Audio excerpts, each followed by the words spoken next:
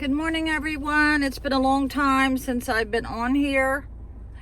My life is like totally crazy.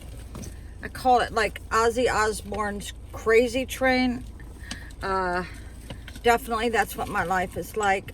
And to give you a synopsis of what I've had to deal with in the last 2 weeks, I put my house on the market, and the first person who saw it bought it. If my realtor was smart, she would have said, Debbie, take some backup offers. She wasn't smart. Because the first person who saw it put an offer on it, even though the next day I actually raised the price another $10,000, but she got in under the wire, right? So, yeah, my realtor was not thinking about me. She was thinking about her. She should have wrote a contingency saying that I needed some time after the sale to find another place, but she did not. She didn't care. It's all about the sale, even though she was supposed to represent me. So I had, by the time she told me that the deal was going through, all along she was saying, I don't know if the woman's going to have the money. I don't know if she's going to be able to afford the HOA, all this other stuff. So it made me think, okay, it's not going to go through. Well, at the last minute, she goes, oh, okay, it's going through now. So I had just a couple of days to move out by myself, 1,100 square foot place. And I made it very clear to my listing agent that I was disabled. She did not give a shit.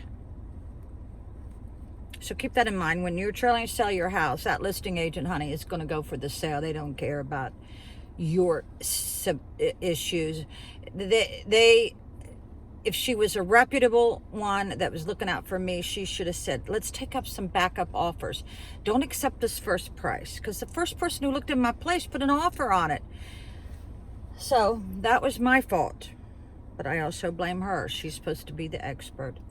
So then my hands, from sealing up so many boxes and carrying so much stuff, my hands I could not close for about 3 days. So now I'm like homeless. I had to find storage units. I found two at two different opposite ends of the county. So then I go and I stay at my girlfriend's house in Dumfries. Then I'm thinking, okay, I can rest. I can finally rest. My best friend dies. So, which happens to be my brother's wife. We kind of like grew up together.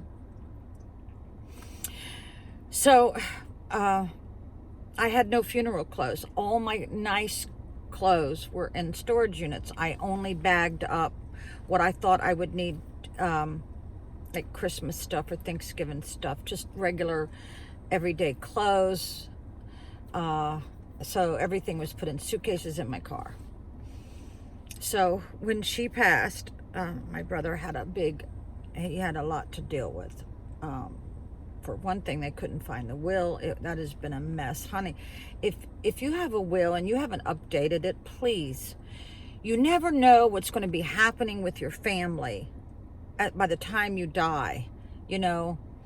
And this is another thing. If you've had bad dealings with someone in your family and you kind of like oust them out of the will, and then all of a sudden you make up, and then you die and you haven't updated that will, but you've like left somebody that you really cared about out of your will, you need to update it. It will cause untold problems, and you never know when you're going to pass. She was 10 years younger than me. So I'm gonna look for some Tylenol. I just left the doctor's office. Let's see if I can find some. I don't know. So I've had to change all my scripts to another Walgreens. I quit my job, first time in 6 years. Now here's the rest of the story. My best friend, her daughter is supposed to give birth any minute. Well, yesterday was a little bit rough for her, and